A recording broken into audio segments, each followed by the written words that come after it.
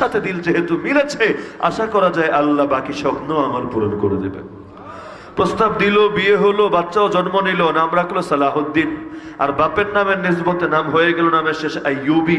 এখন সুলতান সালাহুদ্দিন আইয়ুবী অন্য 10টা বাচ্চার মতোই ছোটবেলায় বাচ্চা মানুষই তো ছিলেন। একদিন নাজমুদ্দিন আইয়ুব জিহাদের ময়দান থেকে ফিরে এসেছেন, জিহাদের সাজে সজ্জিত হয়ে আছেন।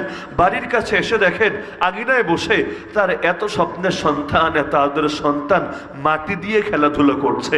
বাচ্চারা মাটি দিয়ে কত খেলা খেলে, দিনের বেলা কত কিছু বানায়, সন্ধ্যাবেলা পাড়া মেরে সব ফিনিশ করে ঘরে ফিরে আসে। কিন্তু এই দৃশ্য দেখে নাজমুদ্দিন আইয়ুবের দিলে বড় কষ্ট লাগলো। আরে বাচ্চাটাকে আল্লাহর কাছে কি জন্য চেয়েছিলাম, তাকে নিয়ে কি স্বপ্ন দেখেছিলাম, আর কোন কাজে সে তার জীবনের মূল্যবান সময় নষ্ট করছে। এবার ধিক্কার দিয়ে বলল, সালাহুদ্দিন, যার স্বপ্ন হলো আল আকসাকে স্বাধীন করা, সে কিভাবে মাটি দিয়ে খেলাধুলা করে জীবনের সময় নষ্ট করতে